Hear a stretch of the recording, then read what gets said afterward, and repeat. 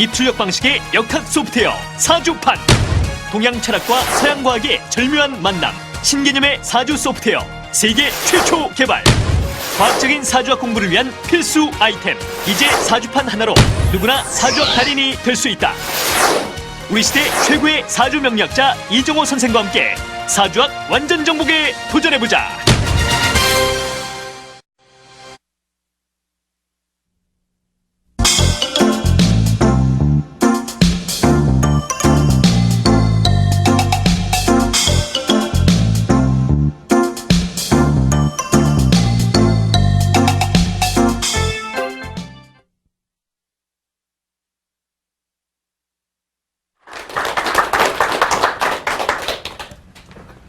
안녕하세요. 오늘 이제 강의할 거는 지난 강의 이어서 하면서요. 그 전에 이제 너무 간단해서 간단히 넘어갔던 게 있어요. 12운성 얘기인데 사실은 이제 12운성 가지고 강의를 제가 한 10시간 동안 할 수 있어요. 근데 큰 의미가 없으니까 최대한 줄여서 아마 한 20분 정도면 될 것 같아요. 사실은 뭐 남을 게 별로 없는데 잡다한 이론이죠. 용신대한 부분은 이제 사실은 가장 중요한데 거의 다 공부하시는 분들이 용신 가다 포기해요. 그게 책을 보면서 개념부터가 막 틀리니까 그래서 이제 너무 공부하다가 어렵다. 그래서 이제 고문을 봐야 돼. 고문 보니까 다시 또 아니 용신은 월령에서 구한다. 이런 말도 되어 있으니까 용신이 월에서 구한다? 이게 막 어려워지는 거죠. 그러니까 하다가 거의 다 거기서 이제 한 몇 년 하다 포기하는데 실제는 용신 부분은 그것만 가지고 한 반년을 강의를 쭉 들어야지만 좀 이해가 가요. 근데 최소한 막 줄여서 하는 건데, 그냥 뭐 간단히 재미삼아 공부할 때는 그걸 그렇게 안 쓰지만요. 실제 굉장히 중요한 개념이에요. 용신에 따라서 운이 완전히 반대로 될 수 있거든요. 잘못 풀면요. 그러면 실제 이제 그 용신을 구해도 검증을 해봐야 돼요. 용신을 잘 구했으면 과거가 거의 맞아야 돼요. 안 맞으면 잘못 잡은 거죠. 다시 또 봐야 되는데, 이게 이제 사람이 사주에 대해서 신비성이 있다 보니까, 척 보면은 왜 모르냐, 이렇게 되면 안 되거든요. 제 친한 분이 한의사를 하면서 한 사무실에 있는데요. 환자가 이렇게 오면요. 보통 병원에 가면은 온갖 검사를 다 하고서 그 전에 말을 일단 어디가 아프다라고 왔어요, 병원에. 나는 가슴이 아픕니다라고 왔단 말이죠. 그리고는 가슴이 왔으니까 의사가 볼 때, 양의사가 볼 때 그러면 검사합시다. 뭐 사방 검사를 해요. 한 2주 뒤에 또 가야 돼요. 가면은 당신은 이러이러하니까 가슴에 어디가 문제 있어서 암이 발생할 여지가 있다. 다시 검사합시다. 또 조직 검사 또 해요. 이래서 뭐다 이렇게 나오거든요. 그러면 양의사가 볼 때는 이 수 없는 거 검사를 다 할 수 있는 어떤 권리가 있단 말이죠. 한의사 하는 분한테 딱 와서는요. 어디 아픈지를 말을 안 해요, 일단. 말을 안 하는 사람이 10중에 꼭 한 두세 명이 있어요. 뭐냐니까 이 사람을 신뢰할 수 있는 거 없는 거 이거 보거든요. 그 손만 내밀고 맞춰보라는 식이에요. 딱 이제 이분이 그래도 어디가 아픈 것 같습니다라고 말을 하면 그게 딱 맞으면 믿을 수 있다. 아니면 틀려 이거거든요. 세상에 이렇게 무기를 많이 쓰는 사람도 있는데 이 무기 못 쓰고 당신은 총 빼, 칼 치워, 맨손으로 파악해봐 이거거든요. 그러면 한의사가 판단을 해도 상당히 애매모호해진다고요. 기왕이면 자세히 말을 다 하고 다 들었고 여러 가지 해서 종합 검토한단 말이죠. 진맥을 할 때, 진맥도 해야 되고 사람을 판단할 때요. 물어도 봐야 돼요. 이게 문진이죠. 물어도 보고 그다음 말하는 태도도 보고 목소리 들어보고 여러 가지 종합 판단해서 이거다라고 하는 거거든요. 이거 없이 딱 그냥 가만히 입 다물고 맞춰봐요. 사주는 더해요. 내가 이분한테 그러죠. 아유, 어떻게 원장님은 소리나 내밀지. 사주는 이것도 아니고, 사주를 쭉 적은 뒤에 풀이를 쭉 했어요. 용신을 구해놓고 물어보는 이유가 있어요. 이때 나빴나요? 좋았나요? 그러면 대부분 그래요. 그거 왜 묻냐고. 그냥 앞에 맞추지. 그게 아니고 내가 바로 잡았으면 앞에가 맞는지 아닌지 정확해야 된다. 이게 틀리면 미래가 판단이 틀려진다. 라고 말을 하면 고개를 갸우뚱한단 말이죠. 실제는 얼굴만 보고, 저도 관상을 보니까 얼굴만 보고 아이고 당신은 심리가 이러하고 이러하니까 당신이 될 겁니다. 라고 말해도 돼요. 사실은 상의 관상을 대부분 다 공부를 하잖아요. 사람만 딱 보면은 당신 지금 상태는 어떻고 지금 몸은 어떻고 신인이 이런 상태니까 자식 문제가 어떻게 왔겠다. 척 보면 아는 게 아니고 그건 관상 보고 안 거예요. 근데 이제 이렇게 하면은 미래에 대한 예측이 틀릴 수 있는 확률이 한 30% 온다고요. 그러면 자기가 내가 스스로 이걸 책임지고 말할 수 없잖아요. 그러니까 막 자세히 검토하려고 한참을 물어보는데 이것마저 이거 왜 묻냐고. 맞춰만 보라는 식이거든요. 그러면은 사주를 볼 자격이 없는 거죠, 솔직히. 관상을 못 봐서 안 보는 게 아니고 다 보는데 이미 다 검토하고 이걸 보는 거거든요. 그래서 이제 용신을 구하면 필히 공부하실 때 남이 뭐라 하든 검토해 봐야 돼요. 검증 안 된 자료는요, 미래 예측이 다 틀리게 돼요. 그래서 이제 용신을 구해도 항상 그 체크를 꼭 해봐야 되고요. 또 한 가지가, 사주의 단편.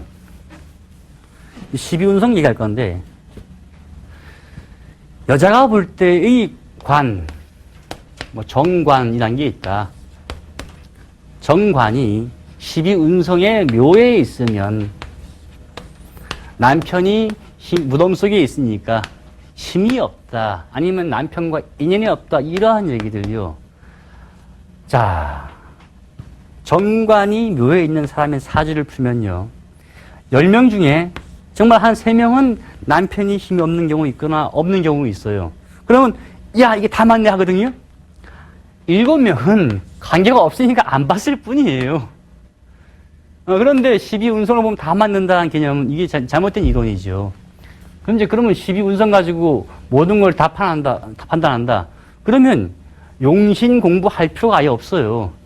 사주의 핵심은 용신이고 거기에 대해서 과거와 현재와 미래를 판단하게 있는데 그게 아니고 정해진 사주 8글자만 가지고 이 운성이 이러니까 이렇다. 이렇게 그죠? 단식 판단. 이 단편적인 판단으로 해가지고 뭘 이거 한다고 하는 거지.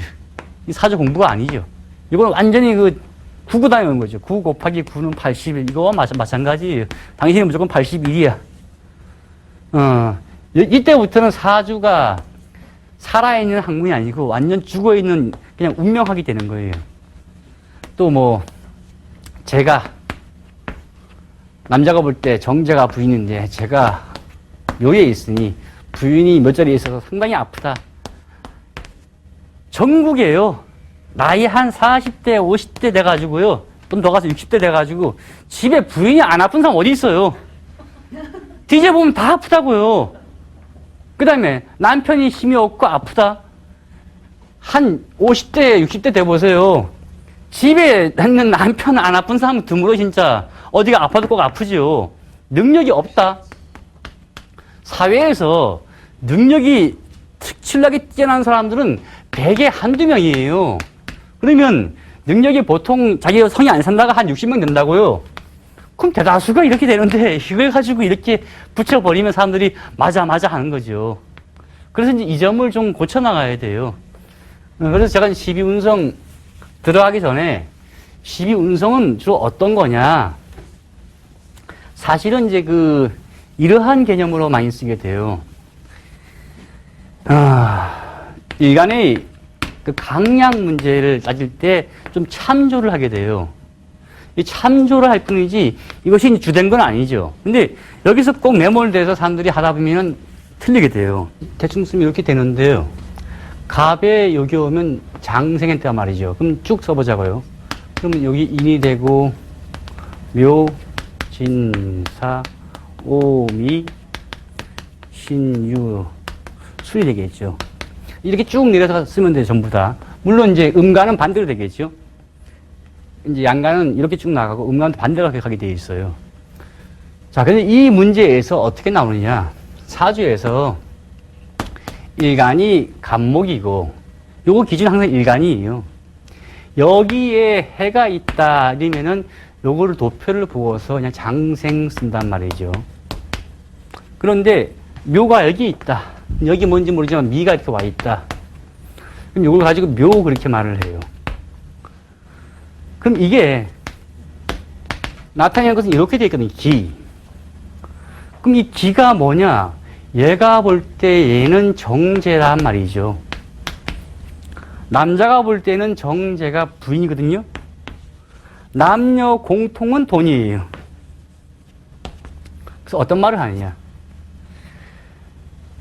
이 사주에 정제가 묘에 있으니 남자가 볼 때는 여자가 무덤 속에 있다. 상당히 몸이 아프거나 인에 없거나 안 좋은 일이 당한다. 이래 되는 거거든요.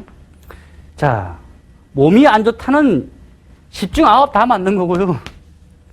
한국에서 건강한 사람은 10중 1명이지 10중 9은 다 아파요. 배가 아프든 어디가 아프든 항상 아프게 돼 있죠. 상당히 안 좋다? 안 좋다고 마음먹으면 다 안 좋아요. 불만을 말한다면 밥맛도 나쁘니까 야 이건 참 뭐가 불만. 그 다음에 뭐 대화해도 안 통하는 것 같아. 그럼 왠지 다 싫어져 기분에. 이게 이렇게 가는 거죠. 두 번째는 돈 문제 따질 때요. 돈이 묘에 있으니 산소 일 있으면요 돈을 수만하다 이렇게 여기 돈이 있대요. 그럼 상당히 저 양반은 돈을 감춰놓고 있으니까 구두쇠다. 이게 여기서 나오는 얘기거든요. 그런데 이게 맞느냐? 사주 보고 아이고 당신은 돈을 참 이렇게 감춰놨으니까 돈을 참 아끼겠네 말했단 말이죠. 그러면 평소에 많이 쓰던 사람도 아끼겠네 하면 아끼는 것 같아요. 자기 스스로. 상당히 주관적이 되는 거죠. 그래서 12운성이 이렇게 되어 있는데 따지고 볼 때는 이 자체가 거의 다 다른 개념이에요. 일간의 강약을 따질 때 많이 쓰지 이런 식으로 많이 안 쓰게 돼요. 그 다음에 이 사주에 갑자기 또 운에서 미를 만나니 다시 묘를 만나니 부인이 이렇게 돼 있는데 다시 묘를 만나서 부인이 안 좋아서 무덤 속에 들어갔다. 사망했다. 사망했으니 맞지 사망 안 했으면 안 왔어요. 그러니까 극소수의 이론을 가지고 다 맞는 것이냐. 이 12운성 가지고 10시간 내내 강의를 할 수 있어요.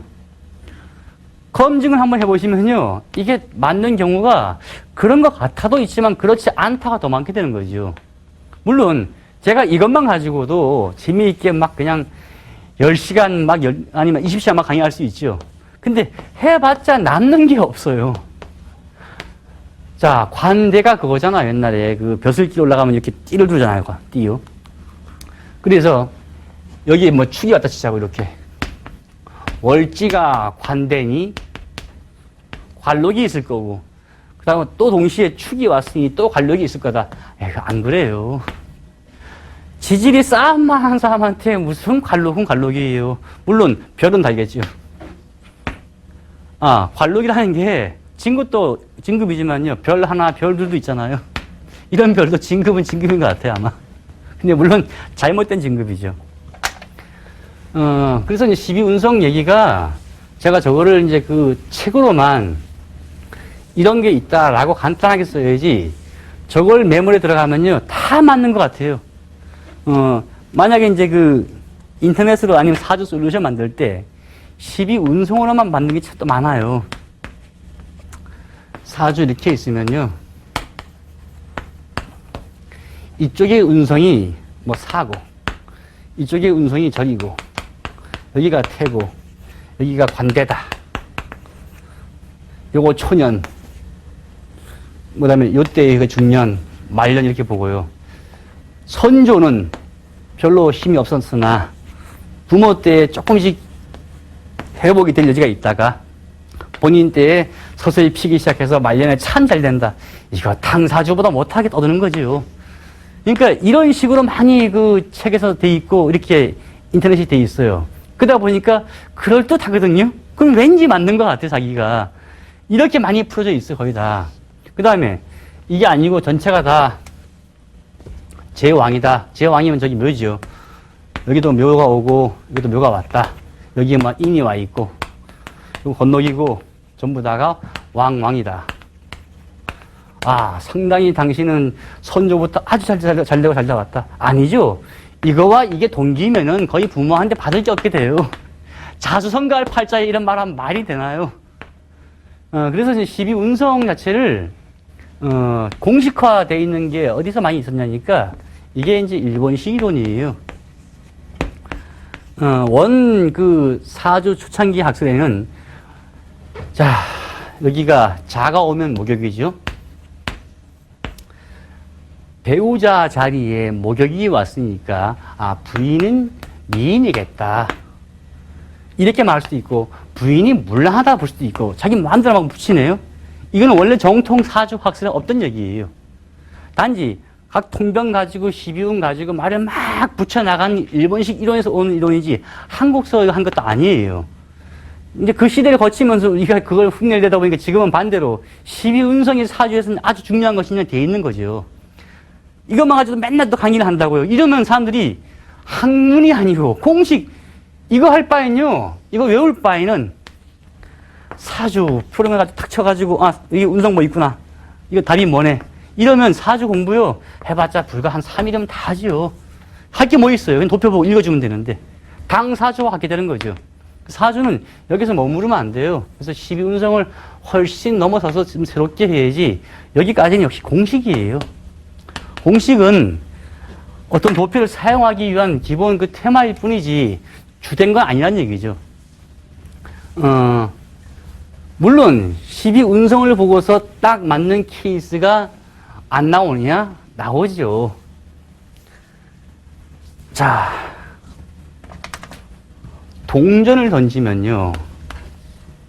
앞면 아니면 뒷면이잖아요. 50%의 확률이에요. 남편이 아프겠네요. 남편과 인연이 없겠네요. 한국 사회에서 이 말을 하면요. 50% 오케이예요. 진짜 오케이예요. 그 다음에 부인하고 인연이 없고 여자와 인연이 없다.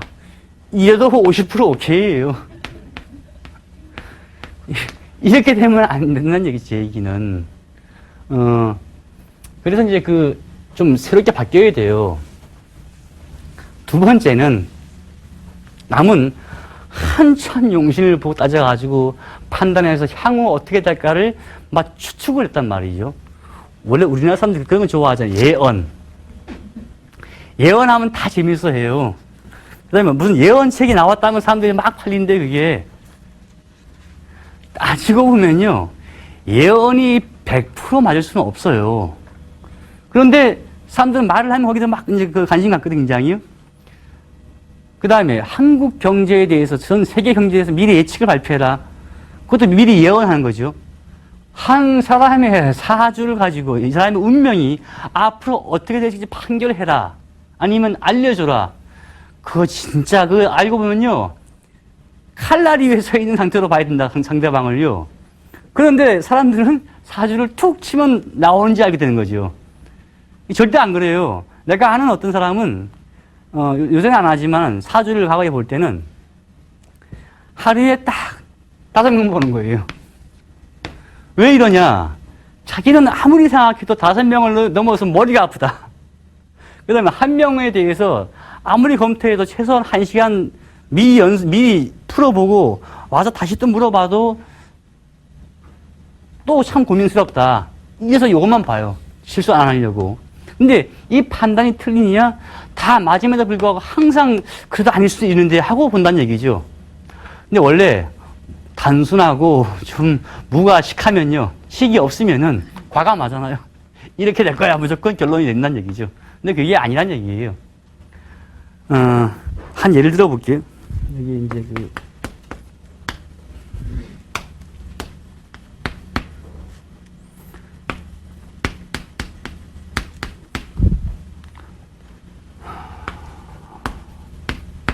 자, 이런 사주가 있다 치자고요.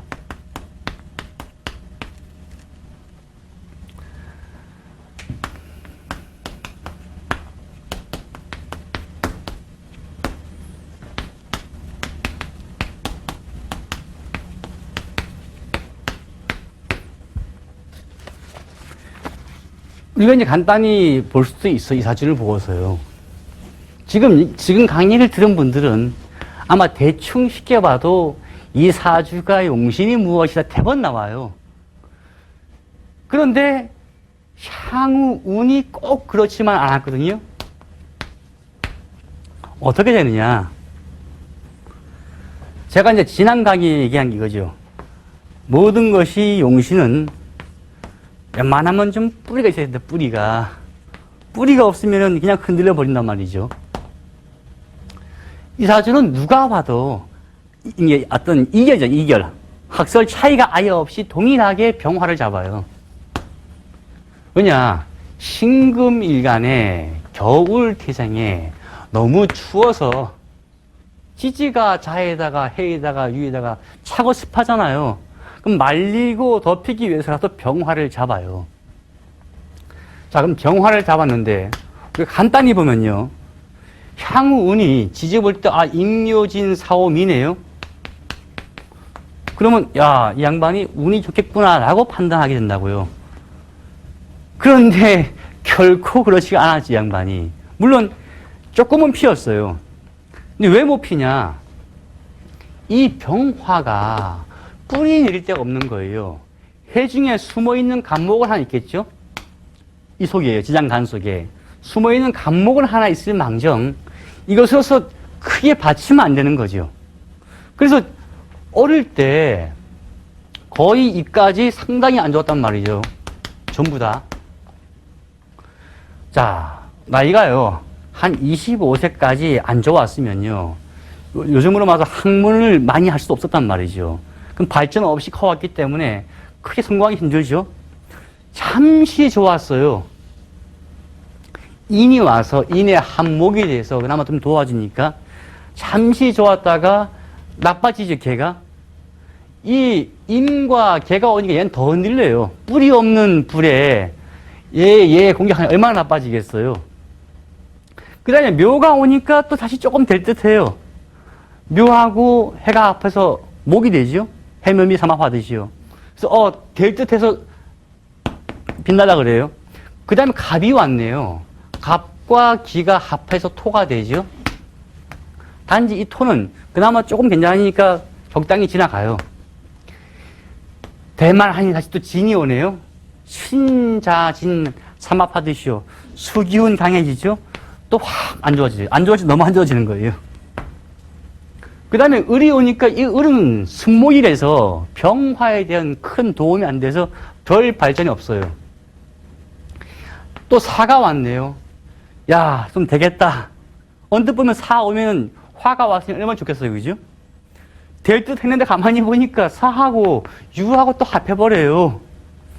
사하고 유하고 축이 합해서 삼합되듯이 다시 이게 도울 듯 하다 또 안 도움이 되네요. 그러니까 조금밖에 못 피고 또 많은 거예요. 그 다음에 병이 왔네요. 이게 될 것 같냐? 병이 왔으면 당연히 얘한테 큰 도움이 되겠죠? 조금 될 듯 했는데 병신이 합수했어요. 그러니까, 자, 볼까요? 얼만큼 어릴 때 힘들게 살아왔고, 잠시 쓸 때 살다 또 꼬이고 해보세요. 이런 사람 병나 있죠? 병나는 와중에 하필이면 또 신금 태생에 겨울 태생이니까 기관지이 약해요. 그 와중에 이때 마저 이렇게 합해버리니까 숨가쁘죠. 딱 오가 왔어요. 자, 드디어 피겠다 했는데 이미 지치고 병든 거란 말이죠. 이미 지치고 병든 와중에 뭔가 이때부터 필기를 하는데 그럼 쫙 필 수 있어, 그죠? 그런데 좌오충이 왔거든요. 자, 자하고 오하고 충이 되면서 이 화, 병의 뿌리가 될 만한 이 화가 얘하고 싸워서 깨져버리네요.